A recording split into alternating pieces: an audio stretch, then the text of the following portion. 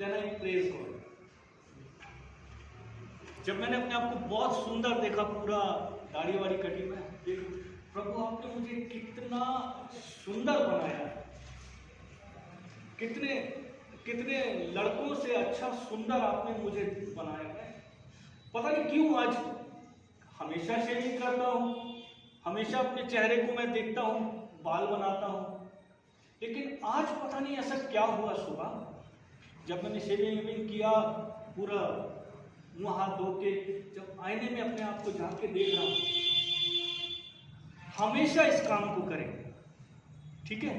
जब आप अपने आप को देखें आईने में, जब आप, क्योंकि मैं बहुत कम समय आईने के सामने लेता हूँ, राइट, लेकिन लेडीज लोग भी या जेंट्स लोग जितना समय आप आईने में देखते हैं, अपने आप को, अपने चेहरे को देख के प्रभु का गुणानुवाद करें। बाइबल कहती है मैं बड़ा भयानक और अद्भुत रीति से रचा हूं। How fearfully I am created, कितना भयानक रूप से, कितना सुंदर तरीके से प्रभु ने हमें रचा हुआ। मान लो हमारे हेड पे राइनो की तरह एक सींग आ जाएगा, एक हॉर्न आएगा ना, राइट, गेंडा की तरह एक हॉर्न आ जाएगा हमारे, मजा नहीं आएगा ना, है ना। एक हाथ इधर से निकल रहा है, एक हाथ इधर से निकल रहा है, लेकिन परमेश्वर ने बड़ा परफेक्ट वे में हमको बनाया ना। पिछले हफ्ते हमने प्रभु के वचन से किस चर्च के ऊपर देखा, जल्दी से, पेरगमुन की कलीसिया, है ना, पेरगमुन की कलीसिया, रेवलेशन चैप्टर 2 वर्स 12 to 17 हमने परमेश्वर के वचन के हिसाब से देखा, ठीक है। और उसमें कुछ महत्वपूर्ण बातें हमने देखी थी। अच्छी बात यहां पर विश्वास में कलीसिया, पेरगमुन की कलीसिया विश्वास में स्थिर पाई गई है।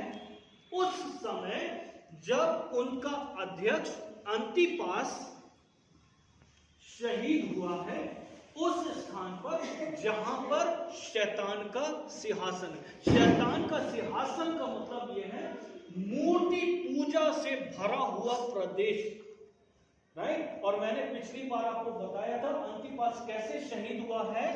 अंतिपास को पकड़ा गया है और उसको एक बुलनुमा एक टैंक में डाल के, हॉलो ब्रास का बना हुआ, कांसे का बना हुआ एक स्टैच्यू है, उसके ऊपर एक ढक्कन है, और उसमें किसी भी कैदी को, आज तक की इतिहास की सबसे ब्रूटल डेथ उसको माना जाता है, ठीक है। एक ब्रास का एक सांड है, प्रतिमा है, उसके अंदर किसी भी विश्वासी को, किसी भी क्रिमिनल को उसके अंदर डाल दिया जाता, ऊपर से बंद कर दिया जाता, और नीचे से एक बहुत बड़ी आग सुलगा दी जाती है, राइट। और क्योंकि वो पूरा हॉलो है, तो जब उसका जो भी व्यक्ति उसके अंदर डाला गया है, जलने के कारण जो क्रीपी साउंड आता है, वहां के लोग ऐसा माना करते थे कि ये जो सांड है ये चिल्ला रहा है, ये आवाज आ रही है, ये सांड बात कर रहा है, ठीक है।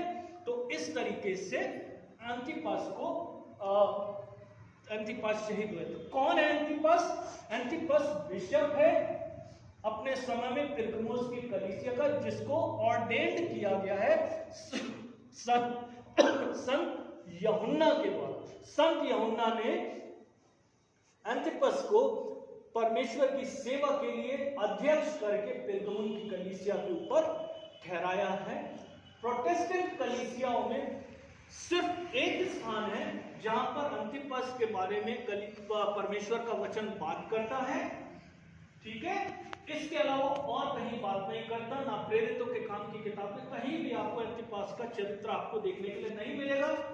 लेकिन कैथोलिक कलीसियाओं में अंतिपास जो है काफी प्रभावशाली रूप से आता है। वो उसको सेंट के रूप में मानते हैं, उसकी पूजा करते हैं, और विशेषकर एब्डोमेन इश्यूज के लिए, जो एब्डोमेन की जो तकलीफें हैं, उन तकलीफों के लिए वो सेंट अंतिपास के पास जाते हैं कि वो उनके लिए चंगाई को लेकर आ जाए, राइट। और जब वो शहीद होता है तो कलीसिया उस समय विश्वास में काफी स्थिर है। एक बात है जिसके संबंध में चर्च ऑफ पेरगमुस प्रभु के द्वारा या पवित्र आत्मा के द्वारा प्रेज की जाती है, लेकिन उसके साथ साथ जब आप देखते हो तो परमेश्वर का वचन कहता है कि उस कलीसिया में दो बड़ी तकलीफें हैं। ठीक है, पहली तकलीफ क्या है? पहली तकलीफ क्या है? देखिए देखिए देखिए क्या कह रहा है। पहली तकलीफ क्या है? बिलाम की शिक्षा।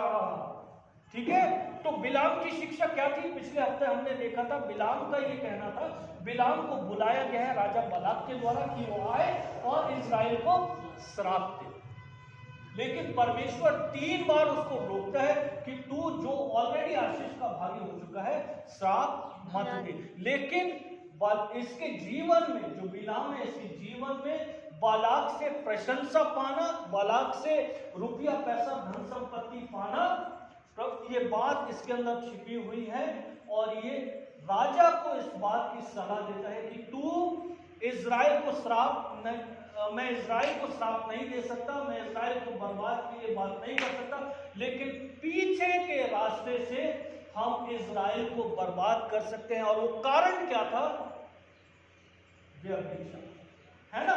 जो अन्य जाति स्त्रियां हैं, अन्य जाति पुरुष हैं, उनका परमेश्वर के लोगों के बीच में आप भेज दीजिए, व्यभिचार आएगा, है ना। और मैंने आपको बताया था जब परमेश्वर का वचन फिजिकल एडल्टरेशन के बारे में बात करता है, साइमल्टेनियसली उसी समानांतर वे में परमेश्वर का वचन आत्मिक व्यभिचार के बारे में भी बात करता है। तो हमने इस बात को देखा था, जो अन्य जाति महिलाएं इस्राएलियों के बीच में आ गई, उन्होंने शारीरिक व्यभिचार किया, इसके साथ साथ उन्होंने उनको इस बात के लिए प्रमोट किया कि वो मूर्ति पूजा भी, उनके देवी देवताओं की भी मूर्ति पूजा करें। हमने पिछले हफ्ते देखा था नंबर्स चैप्टर 22 गिनती की किताब से 22वें अध्याय से उसके 9 से 11 में, 15 से 17 में, 36 से 41वें वचन में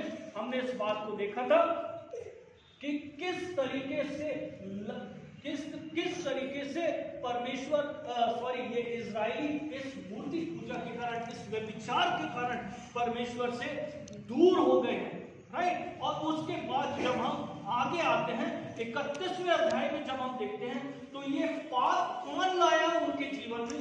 बिलाम ये पाप उनके जीवन में ले गया। इसी को आगे जाके जब आप पतरस की पत्री पढ़ते हो, पहले पतरस में पतरस भी इस बात को क्लेम करता है, राइट। तो ये एक गलत शिक्षा थी कि आप मसीही रह सकते हैं, आप फ्री हैं, मसीही रह सकते हैं, आपको चिंता करने की जरूरत नहीं है। साथ में आप व्यभिचार भी कर सकते हो, साथ में आप मूर्ति पूजा भी कर सकते हो, सब कुछ साथ में। मैं बार बार कलीसिया आपको एक बात बोलता हूं कि जब हम यीशु मसीह के साथ चल रहे हैं, संसार के साथ हम नहीं चल सकते। इसके साथ साथ एक और एक कैरेक्टर, एक और एक तकलीफ उस कलीसिया में है, पेरगमुन की कलीसिया में एक और तकलीफ है। निकुलाइयों की शिक्षा के ऊपर हमने चर्चा किया था कि निकुलाई प्रेरित काम 6वां अध्याय, वहां पर एक कैरेक्टर आता है जब 7 पुरुषों का चुनाव होता है एक्ट चैप्टर 6 में, तो उनमें से एक कैरेक्टर आता है अंताकिया वाला निकुलाउस। जानबूझ के परमेश्वर का वचन उसको अंताकिया वाला निकुलाउस कहता है। ये पहले ग्रीक फेथ में है, ग्रीक फेथ से ये यहूदी फेथ में आता है, और फिर यहूदी फेथ के बाद ये जो क्रिश्चियन फेथ में आता है, यीशु मसीह पर ये विश्वास। पहले ये यूनानी है, यूनानी फेथ के बाद ये प्रभु यीशु मसीह को यहूदी बनता है, यहूदी फेथ के बाद ये यीशु मसीह को व्यक्तिगत उद्धारकर्ता करके ग्रहण करता है। निकुलाउस के अंदर एक बात है, ये नए विश्वास, नई शिक्षाओं के पीछे बहुत भागने वाला व्यक्ति है। निकुलाउस का एक कैरेक्टर है, वो नए विश्वास, नई शिक्षा के प्रति बड़ा उत्साहित रहता है, चाहता है सीखे, राइट। और जाते जाते भले ही एक समय में कलीसिया का एक बहुत महत्वपूर्ण व्यक्ति है, लेकिन जाते जाते हम परमेश्वर के वचन में देखते हैं कि ये अपने विश्वास से थोड़ा सा डिस्ट्रैक्ट होता है। और मैंने पिछले हफ्ते आपको बताया था पेरगमोन और अंताकिया में लगभग 600 to 700 के रेडियस का दायरा है, और बहुत संभावना है कि यहाँ से जो एक रॉन्ग टीचिंग है निकुलाइयों की शिक्षा, ईट ड्रिंक और डाई, आप आराम से आप नए विचारों के साथ अपना पुराना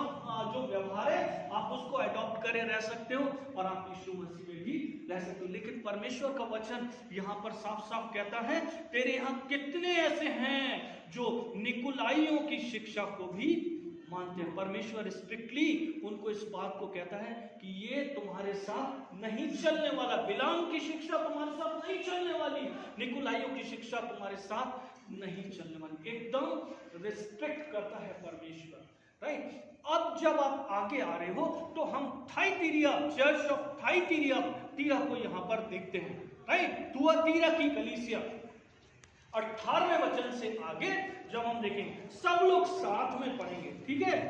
प्रेरितों के काम उसका 2 अध्याय, प्रेरितों के काम 2 अध्याय का 18वें वचन से आगे, थुआतीरा की कलीसिया के दूत को यह लिख, परमेश्वर का पुत्र जिसकी आंखें आग की ज्वाला के समान और जिसके पांव उत्तम पीतल के समान हैं, तो यह कहता है कि राइट, किसका कैरेक्टर है? यीशु मसीह का कैरेक्टर है ना। यीशु मसीह के कैरेक्टर को, यीशु मसीह के जो फिजिकल नेचर है, यीशु मसीह का जो अस्तित्व फिजिकल वे में, राइट, यीशु मसीह कैसा दिखता है वो इस बात को यहाँ पर, और यदि आप इसको देखना है, आप प्रकाशित वाक्य 4 अध्याय देखो, राइट। परमेश्वर का वचन यहां पर क्या कहता है?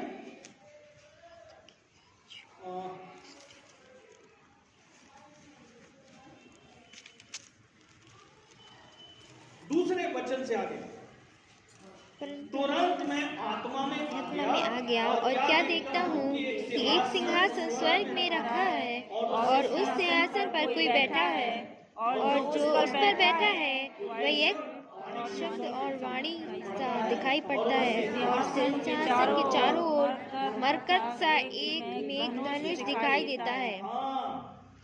ठीक है, यीशु मसीह की महिमा, राइट। आप यहाँ पर देखते यीशु मसीह की महिमा। वैसे ही 2nd चैप्टर में जब आप देख रहे हो तो यीशु मसीह का जो फिजिकल नेचर है, कैसा है फिजिकल नेचर यीशु मसीह का?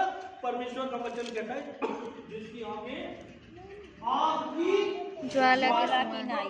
यीशु मसीह के कैरेक्टर के संबंध में क्या देखा था? वो जल उठने वाला है। परमेश्वर का कैरेक्टर वो जल उठने वाला है, वो सर्वदा वाद विवाद नहीं करेगा, सुताई भी मारेगा, राइट। हर समय प्रेमी नहीं है परमेश्वर। बच्चों को मत सिखाएं हमेशा कि परमेश्वर प्रेमी है, यीशु पापा प्रेमी है। पहली बात, यीशु मसीह पापा नहीं ना, हमेशा कहता हूं यीशु मसीह पापा कभी नहीं है, यीशु मसीह पिता नहीं है। बच्चों को नहीं सिखाएं, और बच्चों को यह भी सिखाएं कि यीशु मसीह यदि प्रेमी है तो वो क्या है? जल उठने वाली आंखें, जिसकी आंखें क्या है? ज्वाला की जो क्रोध से भरा हुआ है, जो यदि प्रेमी है तो वो क्रोध से भी भरा हुआ है। दोनों बातें अपने दिमाग में हमेशा रखें कि मेरी रॉन्ग डूइंग्स के कारण, मेरे पाप के कारण, मेरे ढिठाई के पाप के कारण परमेश्वर की आंखों में आग है मेरे लिए, राइट। क्योंकि कई बार हम वहम में रहते हैं, हम जीते रहते हैं, हम वहम में रहते हैं कि परमेश्वर दयालु, अनुग्रहकारी, विलंब से कोप करने वाला, अति करुणामय परमेश्वर हमेशा नहीं है।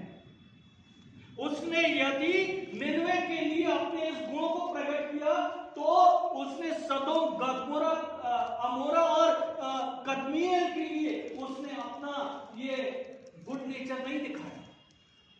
परमेश्वर ने सीधे सीधे अपनी आग को भेजा है सदोम और गमोरा पर। क्यों कह रहा है परमेश्वर कि मैं मेरी आंखें आग की ज्वाला की तरह है? कारण है उसका। कलीसिया, तुआतीरा की कलीसिया बहुत अच्छा कर रही है। You are doing good. आगे देखिए उसमें क्या कह रहा है परमेश्वर 9 वचन से। पहली बात, मैं तेरे कामों को, तेरे प्रेम को, तेरे विश्वास, सेवा और धीरज जानता हूँ, और क्या, और यह भी कि तेरे पिछले काम पहलों से बढ़कर बढ़कर you are doing excellent job. ठीक है, you are doing wonderful job. शाबाश, बहुत अच्छा। वो पीठ थपथपा रहा है ना? अच्छी बात के लिए पीठ थपथपा रहा है। लेकिन साइमल्टेनियसली क्या हो रहा है? क्या हो रहा है? उसी दौरान जब वो कलीसिया की तारीफ कर रहे हैं उसकी अच्छी बातों के कारण, तो उसी समय में प्रभु क्या कर रहा है? देखिए आगे क्या कह रहा परमेश्वर का वचन। परमेश्वर का वचन क्या कहता है? पर मुझे तेरे 20वां विरोध वचन, यह पर कहना मुझे है, तेरे विरोध, यह कहना है, कलीसिया के अंदर यदि कुछ अच्छी बात है, कोई ऐसी बात है जिसमें आपकी तारीफ की जानी चाहिए, yes I will praise you church, मैं उसके लिए आपको कुछ नहीं कहूंगा, आपकी तारीफ करूंगा, आपकी पीठ थपथपाऊंगा, आपको उसके लिए रिवॉर्ड भी दूंगा। लेकिन यदि कुछ गलत है तो तुम्हें वो भी सुधारना पड़ेगा, सुनना पड़ेगा। You have to repent. आपको पश्चाताप करना पड़ेगा, आपको गलत काम करने की आदत छोड़ना पड़ेगी। क्या है गलत काम? पहली बात क्या है? तू इज़राइल को रहने देता है। किसको कह रहा है? किसको कह रहा है? तुआतीरा की कलीसिया के दूत को, हेड को, बिशप को, पास्टर को, अध्यक्ष को, राइट? किसी भी मसीह संस्था के अध्यक्ष को वो क्या कह रहा है? तू उस स्त्री इज़राइल को क्यों कह रहा है? सिंबॉलिक है, सिंबॉलिक लैंग्वेज है। कौन है हस्बैंड? आज हमने सुबह पढ़ा उत्तरवादी पाठ में 16 अध्याय, पहला राजा 16 अध्याय। कौन है अध्यक्ष? कौन है? इस्राएली। हाँ, इस्राएली राजा है, अध्यक्ष है। कौन है इज़राइल? उसकी बीवी सीदोनाइट, राइट? कुछ नहीं कहा। जब वो आत्मिक व्यभिचार, शारीरिक व्यभिचार वो काम कर रही है जो परमेश्वर की दृष्टि में गलत है, आप जानता है ये गलत है, but he is still quite. क्यों? बुरा मान जाएगी, उसको तकलीफ होगी। बीवी है ना, उसकी बात नहीं, मैं उसको डांट दूंगा, मुझसे नाराज हो जाएगी। समझ रहे हैं? कई बार हम लोग कलीसियाओं में ये करते हैं, कई बार संस्थाओं में ये किया जाता है, मसीह संस्थाओं में ये किया जाता है, कई बार कलीसियाओं में एक दूसरे की गलतियों को जानबूझ के सिर्फ इसलिए डांटना कि हम वो बुरा मान जाएगा। परमेश्वर का वचन एजिकियल चैप्टर 33 में क्या कहता है? यदि मैं दुष्ट को चिताऊं और वो ना चेते, है ना उसका, और यदि मैं तुझसे कहूं जाकर दुष्ट को उसके लिए बोल, और यदि तू ना बताए तो उसके खून का पलटा तेरे सिर पर, अध्यक्ष के सिर पर, जिसको बोला गया है repair it, but it doesn't do anything. तो किसने? अध्यक्ष को क्या बोला गया? Go and repair. जा उस स्त्री इज़राइल को तू अलग कर, जिसके बारे में तूने कोई एक्शन नहीं लिया, जिसने मेरी पवित्रता के साथ खिलवाड़ किया है, मेरे प्रभु होने के साथ जिसने खिलवाड़ किया है। परमेश्वर का वचन यहाँ पर क्या कह रहा है?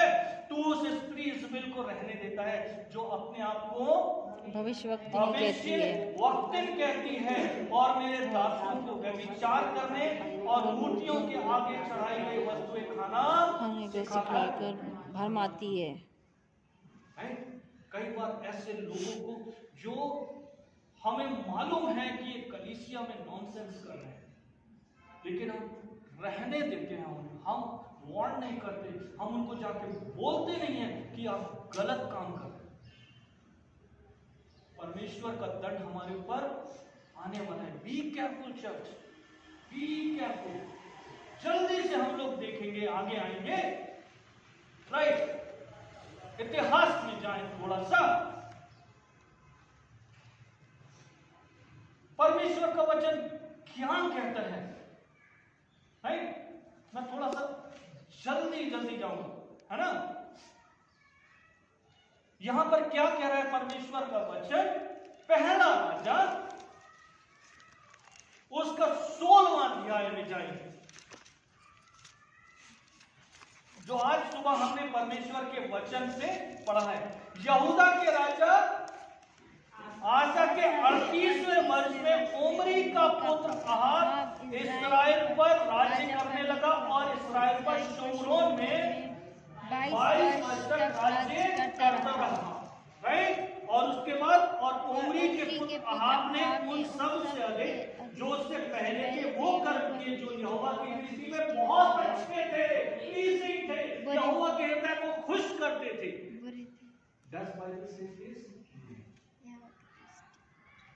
बाहर इसके बाद जब आप परमेश्वर के वचन को पढ़ोगे, चाहे पहला राजा, चाहे दूसरा राजा, चाहे पहला इतिहास, चाहे दूसरा इतिहास, बार बार दो लोगों को परमेश्वर का वचन याद करता है, एक अहाब और दूसरा यरोबाम और अहाब को। इन दो कैरेक्टर्स ऐसे हैं जिन्होंने इतना घोर पाप इस्राएल से कराया कि परमेश्वर का वचन बार बार उन्हें इलस्ट्रेशंस के रूप में आगे तक देता रहा।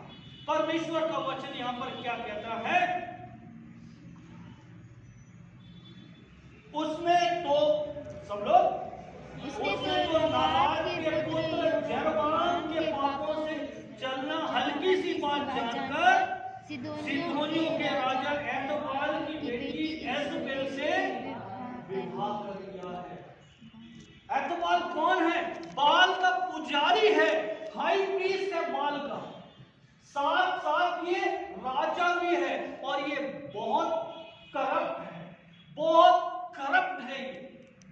जब इसने अपने बाप को देखा है, इजबेल ने अपने बाप को देखा है सारी करप्टनेस में, तो इसने उसी करप्ट नेचर को अपने जीवन में एडॉप्ट किया हुआ है।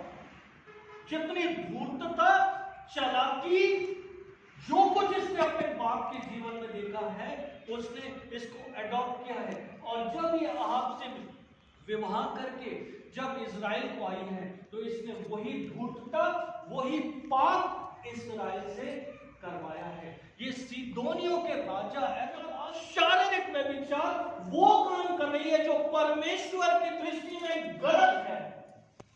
अहाब जानता है ये गलत है, but he is still quite. क्यों?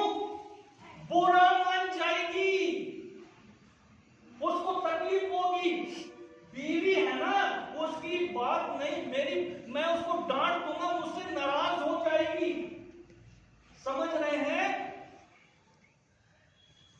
कई बार हम लोग कलीसियाओं में ये करते हैं, कई बार संस्थाओं में ये किया जाता है, मसीह संस्थाओं में ये किया जाता है, कई बार कलीसियाओं में एक दूसरे की गलतियों को जानबूझ के सिर्फ इसलिए डांटना कि हम वो बुरा मान जाएगा। परमेश्वर का वचन एजिकियल चैप्टर 33 में क्या कहता है? यदि मैं दुष्ट को चिताऊं और वो ना चिते, है ना उसका, और यदि मैं तुझसे कहूं जाकर दुष्ट को उसके लिए बोल, और यदि तू ना बकाए तो उसके खून का पलटा तेरे सिर पर, अध्यक्ष के सिर पर। जिसको बोला गया है repair it, but it doesn't do anything.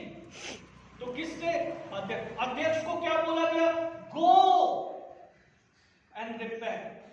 या उस स्त्री इजबेल को तू अलग कर, जिसके बारे में तूने कोई एक्शन नहीं लिया, जिसने मेरी पवित्रता के साथ खिलवाड़ किया है, मेरे प्रभु होने के साथ जिसने खिलवाड़ किया है। परमेश्वर का वचन यहाँ पर क्या कह रहा है? तू उस स्त्री इजबेल को रहने देता है जो अपने आप को भविष्यवक्तिन कहती है और मेरे दासों को व्यभिचार करने और मूर्तियों के आगे चढ़ाई गई वस्तुएं खाने को सिखाकर भरमाती है।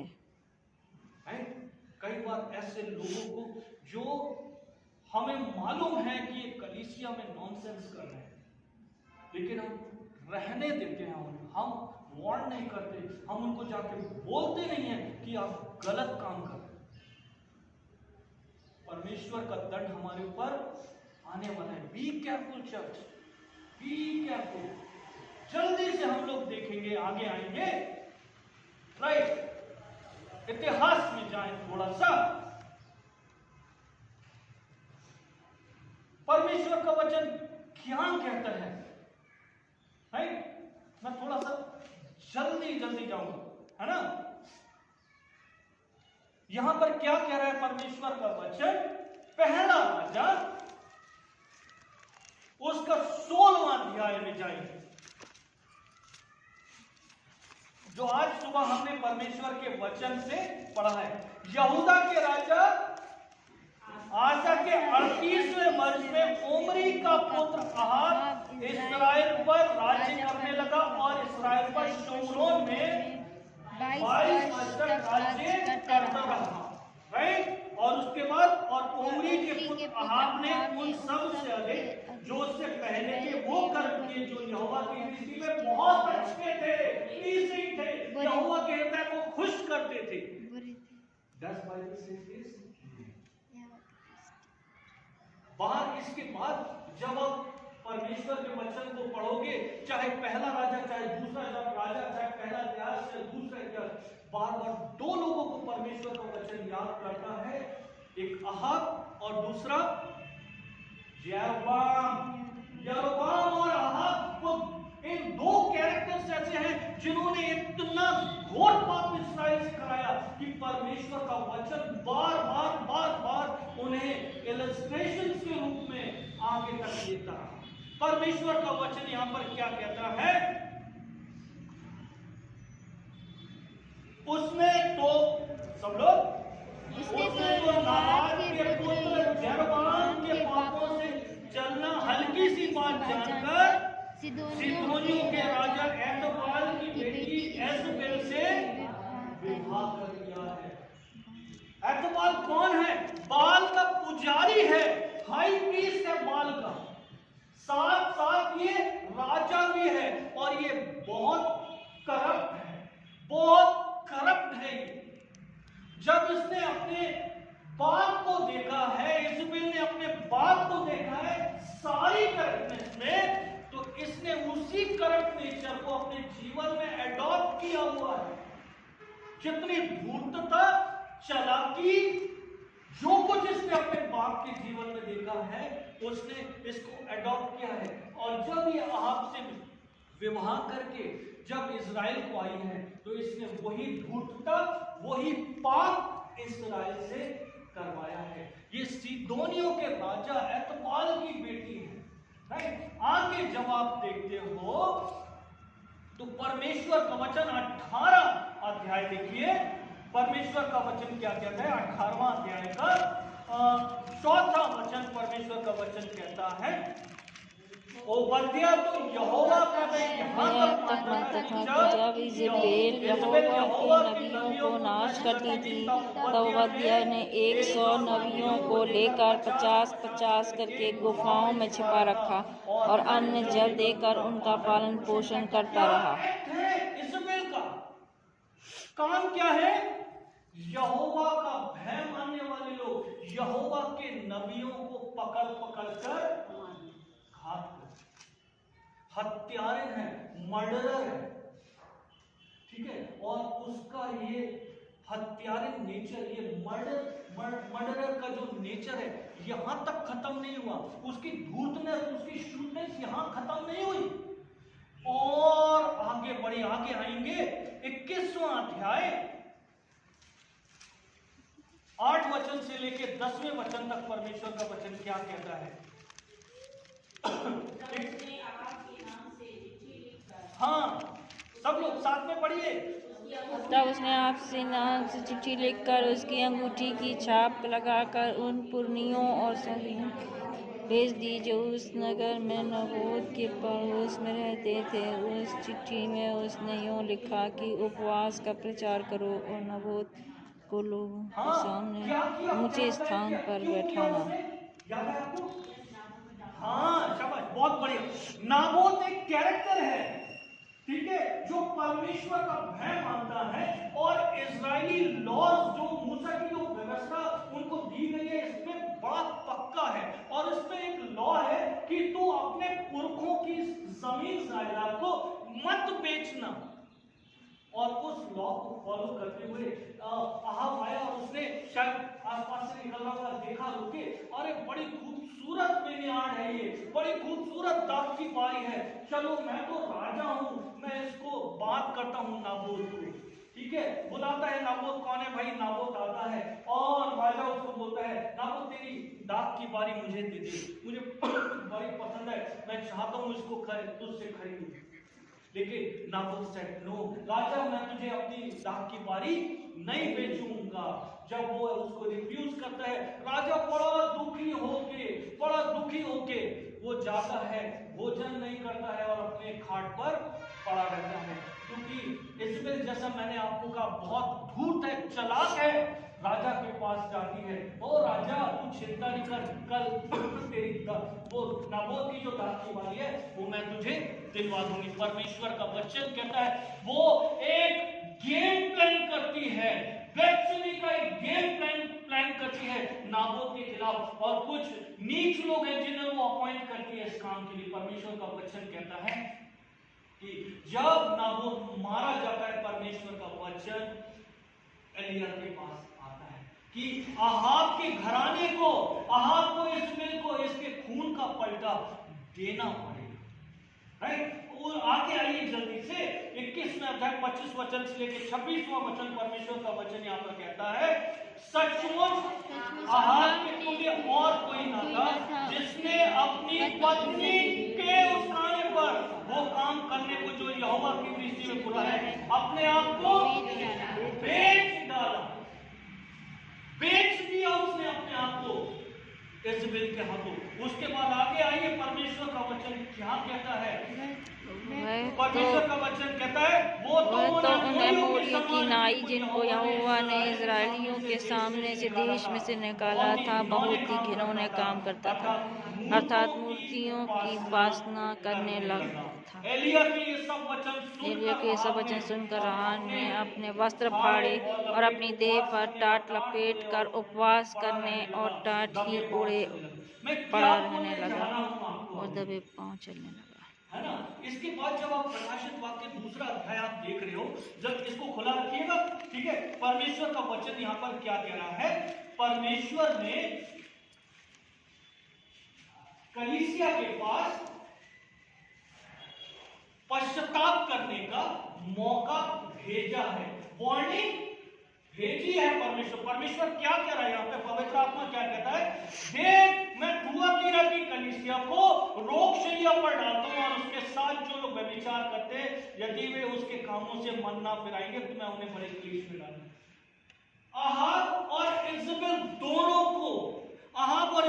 दोनों को परमेश्वर इससे पहले इस दुनिया से सैनिटाइज करे, उनको हटा दे उनके स्थान से, परमेश्वर एलिया के द्वारा एक समय भेजता है कि ये रिपेंट कर।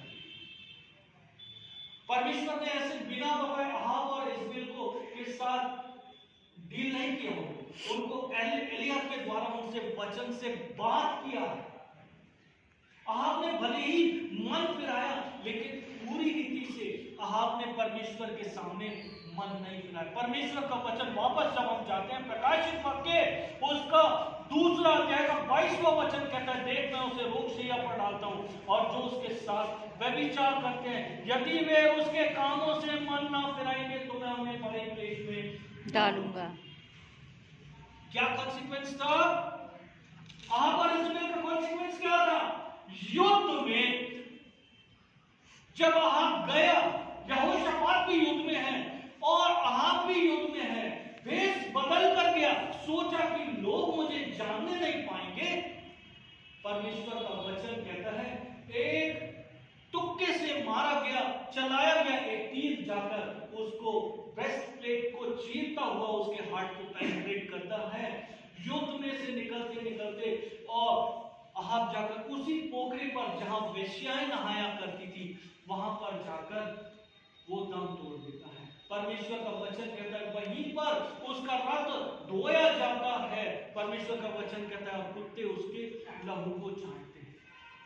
परमेश्वर का वचन कहता है जब एजेबेल अपनी आंखों में सूरमा लगा रही है, छज्जे में खड़ी हुई अपने आप को संवार रही, अपनी ब्यूटी देख रही है आईना में, परमेश्वर का वचन कहता है कि वहीं से उसके खोजे उसको पटक देते हैं। और जब येहू और उसके साथी महल के अंदर से वापस आते हैं, परमेश्वर का वचन कहता है वहां पर उनकी हड्डी भी नहीं थी। एजेबेल की हड्डी भी वहां पर पाई नहीं जाती है, कुत्ते हड्डी तक खा जाते। परमेश्वर ऐसा कॉन्सिक्वेंस लाने की बात कर रहे थे थियोतीरा की कलीसिया पर, यदि वो रिपेंट नहीं करेगी। अच्छी बात नहीं है, ये डर पैदा करती है। यदि हमारे जीवन में चेतावनी आती है परमेश्वर की और यदि हम नहीं चेतते हैं, यदि चेतावनी आती है हम उसे अनसुना करते हैं, we have to bear the consequences। हमें परमेश्वर के रैथ को, परमेश्वर के क्रोधी स्वभाव को, परमेश्वर की आंखों की ज्वाला को, इसीलिए परमेश्वर का वचन यीशु मसीह के कैरेक्टर को, यीशु मसीह के फिजिकल नेचर को वहां पर हमको बताता है कि उसकी आंखें आग की ज्वाला की तरह है, क्योंकि उसकी आंख की ज्वाला अहाब और इज़बेल पे प्रकट हो गई। एक और एक इलस्ट्रेशन दूं आपको, बाइबल से बात करूंगा। अब पहला शमूएल उसके शुरू के अध्यायों में एक कुछ घटनाक्रम को देखते हैं। देखिए उसे जल्दी से, वचन से हटकर मैं जा रहा हूं थोड़ा सा। पहला शमूएल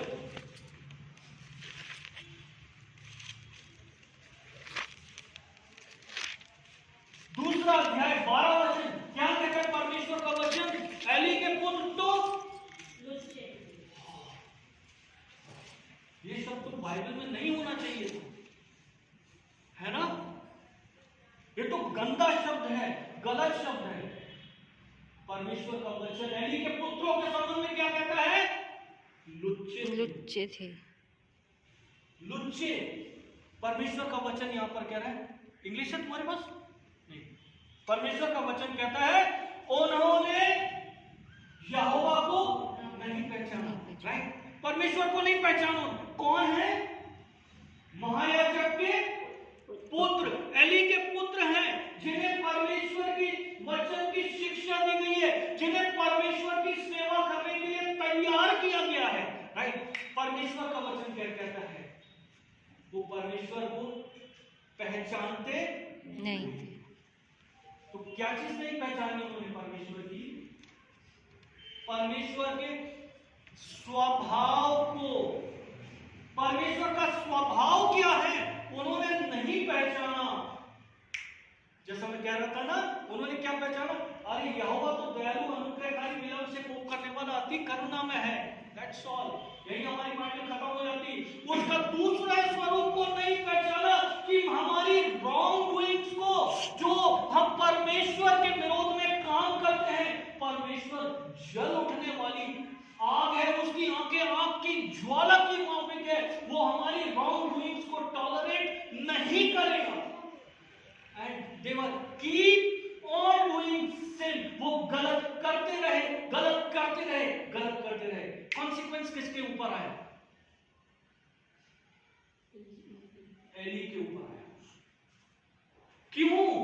एली को मालूम है उसके लड़के क्या कर रहे हैं, मंदिर में काम करने वाली सेविकाओं का रेप कर रहे हैं। परमेश्वर को जो आग, उनको पवित्र आग, जो अंदर की आग को उनको सैक्रिफाइस के लिए ऑफर करना है, ऊपरी आग उठाई, लापरवाही के साथ ऊपरी आग उठाई और जाकर उसको जला दिया।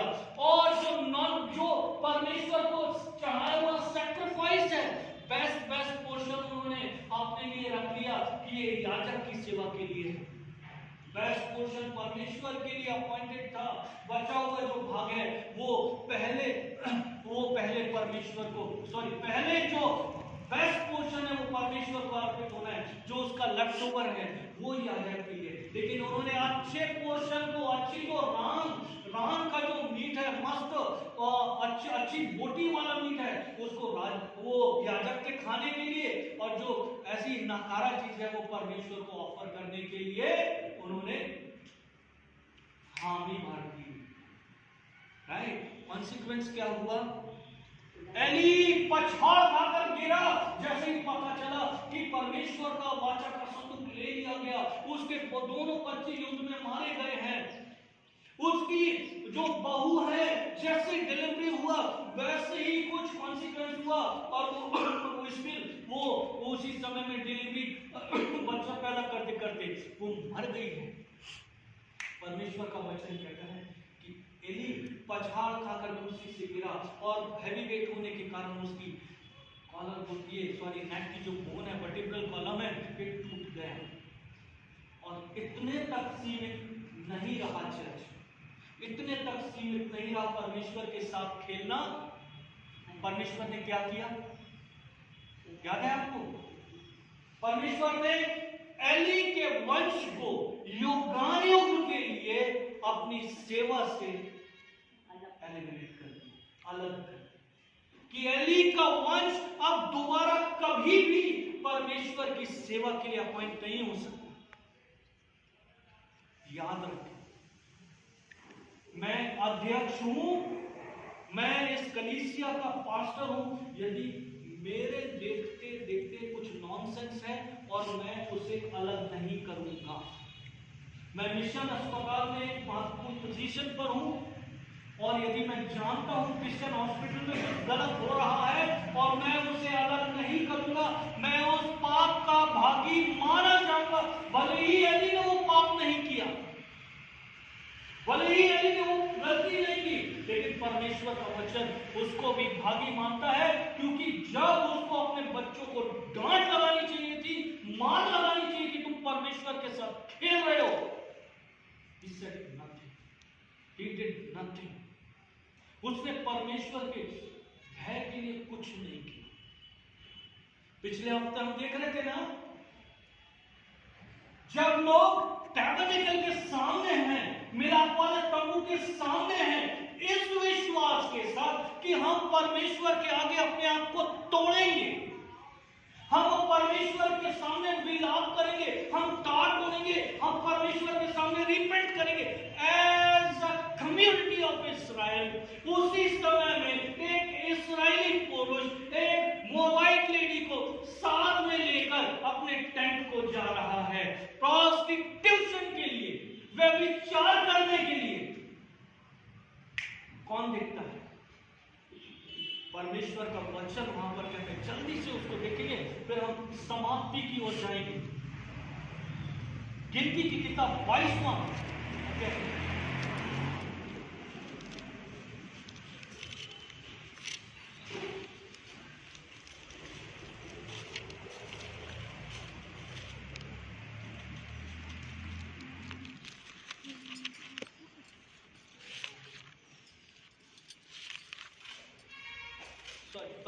देखिए एक बार।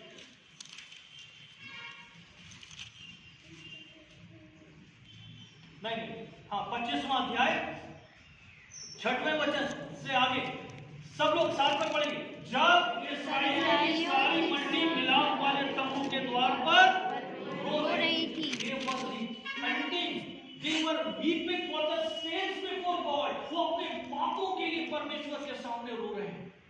परमेश्वर का वचन कहता है, जो हारून याजक का पुत्र, 7वें वचन में आइए, इसे देखकर एलीएजर का पुत्र, नहीं 6वें अध्याय का बात। तो एक इस्राएली पुरुष मूसा और सब लोगों के आंखों के सामने एक मिद्यानी स्त्री को अपने साथ अपने भाइयों के पास ले आया। इसे देखकर एलीएजर का पुत्र पीनहास, जो हारून याजक का पोता था, उसने मंडी में से उठकर हाथ में एक पर्ची ली और एक इस्राएल पुरुष में ले जाने के बाद वह भी भीतर गया और उस पुरुष और उस स्त्री दोनों के पेट में पर्ची भेज दी। पर इस्राएल में जो मरी फैल गई थी वह थम गई। 12वां वचन, इसलिए तू उससे कह दे कि मैं उससे शांति की वाचा मानता हूँ और वह उसके लिए और उसके बाद उसके वंश के लिए सदा की याजक पद की वाचा होगी। परमेश्वर की पवित्रता की जलन हमारे अंदर होना, भाई भतीजावाद, रिश्तेदारी, एक दूसरे को खुश करना, एक दूसरे की गलती को प्रमोट करना,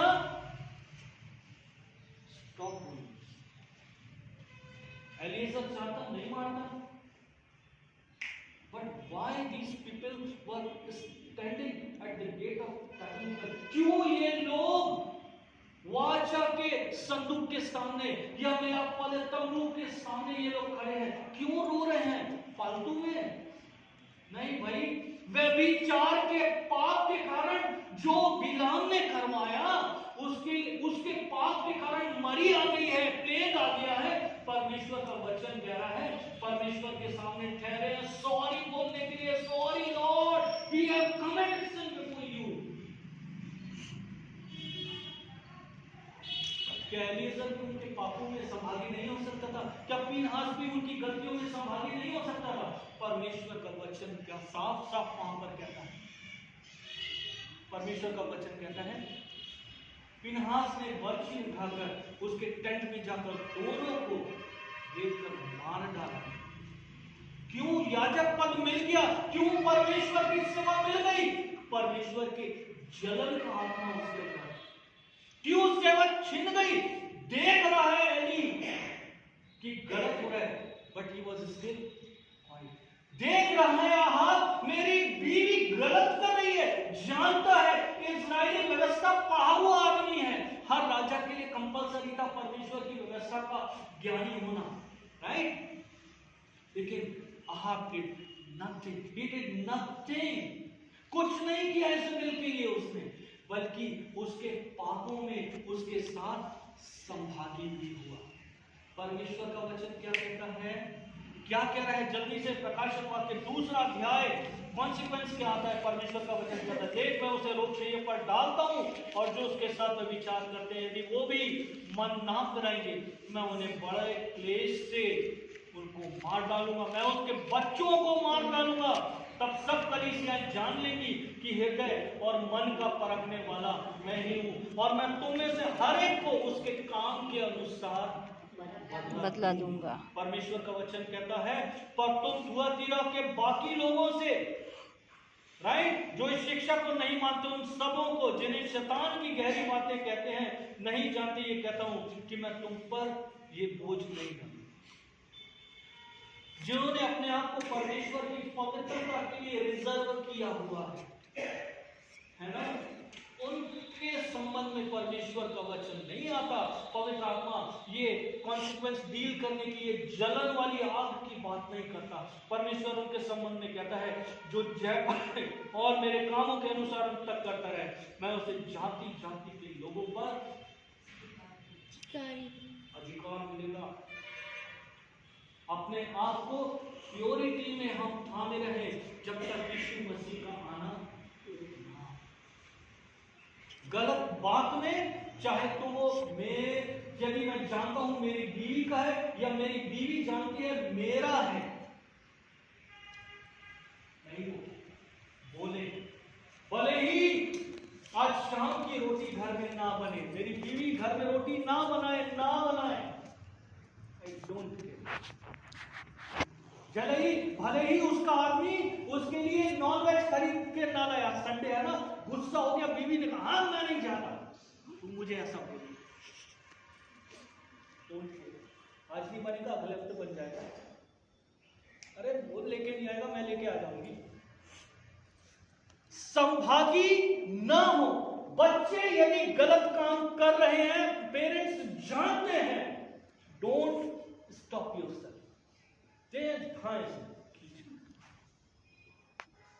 सच क्या है? क्योंकि आने वाले समय में आंसू कौन बहाएगा जब बच्चे गलत करेंगे? माँ बाप।